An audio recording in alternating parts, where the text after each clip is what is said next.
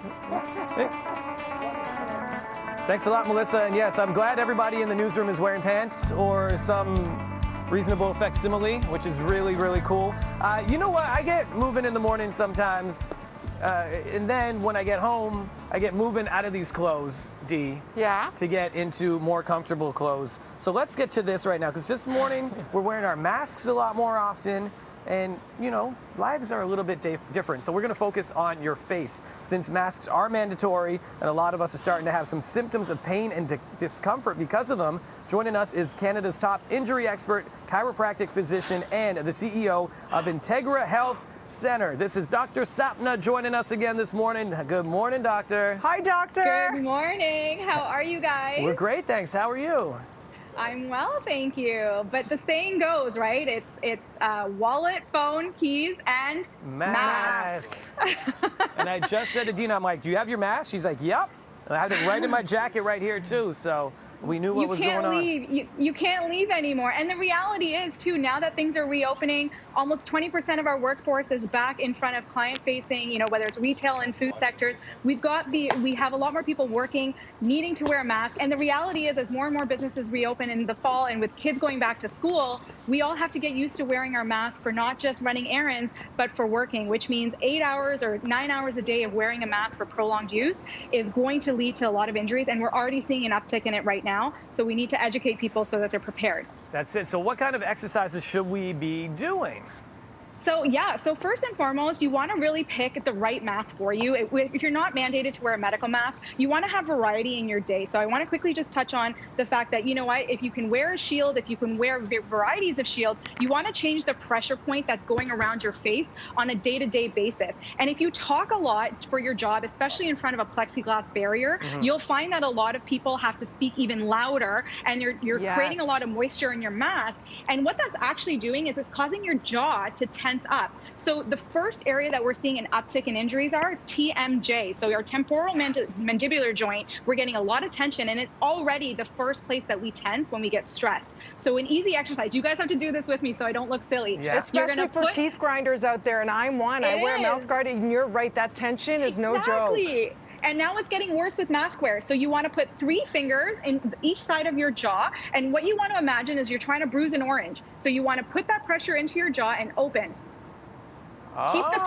Keep your fingers where they are and open, guys. Okay? I can feel that. You want to do this about 5 times to 10 times at a time. You can do this a couple of times a day. You look like a fish, Dina. That's later, SpongeBob. Okay, it looks a little ridiculous, guys, but it's important. Now, the next one that will help not only with the jaw, but I'm going to touch on headaches as well. Headaches is a huge reason we're getting a lot of, issues from wearing masks. Now you want to imagine, go above onto your temples. You want to imagine now like you're putting the pressure to bruise a tomato, and so it's not too much pressure. You want to clench your teeth and feel a pop and right underneath your fingertips. When you feel it, that's your muscle called your temporalis.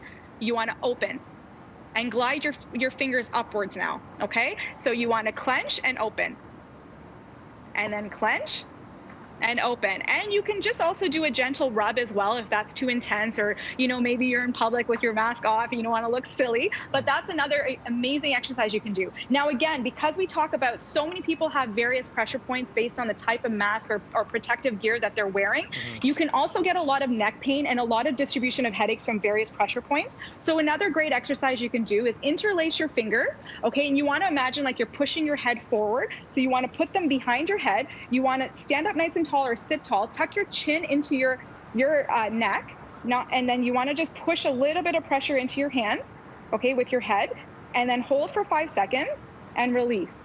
And you want to do that again. So you want to tuck your chin and push your hands into your head and hold for about 5 seconds, making sure there's no pain when you do this. And this is a great postural reset. Okay, now I know you guys are sitting outside. Yeah. I know you guys are sitting outside. I've got an ice cube and it's so hot outside. Now, how many of us are getting pain from wearing the ear loop mask or feeling that there's maybe some bruising or tenderness? Instead of massaging it, use an ice cube and just gently roll it and rub it behind the back of your ear. Now, I know you guys don't have ice, but you can use your thumbs instead. And then just gently massage around the area. And this is a great way to alleviate the tension. And it feels so good. And another area too, if you're getting skin irritations, as long as there's no open wounds, you can actually just even apply a little bit of ice. It's great for your sinuses. And it's great for those pressure points, and it's also even great for that jaw area to really just get a nice release using ice instead of just constantly thinking about what we can do with our hands. Do we and worry honestly, about, like, if the ice is on there too long? You know how they say it's bad for your totally. blood vessels So and if stuff? exactly, you're not doing any of these exercises for that long. Even the ice, you really only need to use it for about a minute or two. So in that amount of time, as long as it's not causing an increase in, flare up of symptom, if it's not making you feel like any pain or burning, you're totally fine to use ice. It actually feels really good. And a big thing with the headaches too that I have to touch on, especially with our kids going back to school, ages Yes. grade 4 and above now, who've never worn masks. They're wearing masks for longer before their parents even have to wear masks to work, right? They're all working from home still. So it's really important that you educate everyone to drink a lot of water. There is a lot of dehydration that's going to happen from wearing a mask and having to participate and conversate. So hydrating is really important because that's also why we're seeing that uptick in headaches right now. I mean, we heard it about healthcare workers during March and April with all the PPE that was needing to be worn. But again, like I said, even though we're not maybe wearing medical grade masks, our kids are wearing these cute, school appropriate masks, but they can also create the same issues that all of us adults can also experience. Dr. Sapna, that's the catch-22 is how do you drink water when you have the mask on all the time? And then do you have any tips for parents? I just had somebody tweet yesterday saying, what's the best kind for kids? And I know everyone's saying experiment based on, the size, the elasticity, the cloth versus 100%. The accordion fold. So honestly, have 4 or 5 options for your kids. Get some ear loop extenders. Get the mask that can have the shoelace that you can tie above their ponytail or below their bun, or if it's if there's a couple of different options. And you also want to make sure if your child is allowed to wear various different types of protective gear, like these are amazing because they don't actually impact a child's face too much. And even these can just go above and over the head. So educate your child by telling them to mix up their mask use and make sure the school is approving of them.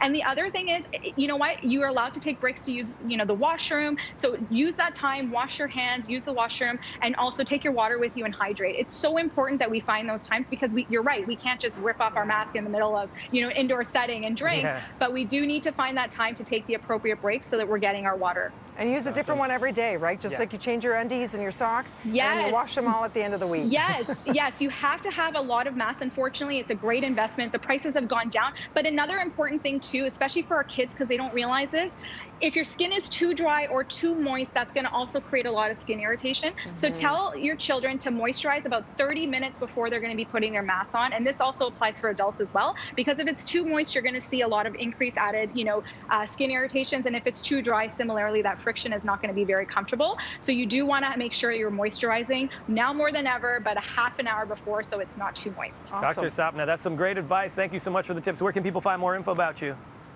Just visit my website at integrahealthcenter.com, and I'm happy to help. You're awesome. Thank you. Stay safe. Now, we know a lot of people wearing masks. Question is, are you wearing pants? Oh, has your wardrobe when you changed? Work from home. Talk to us about it, friends. Give us a call. We're talking about it. You sound off right after this.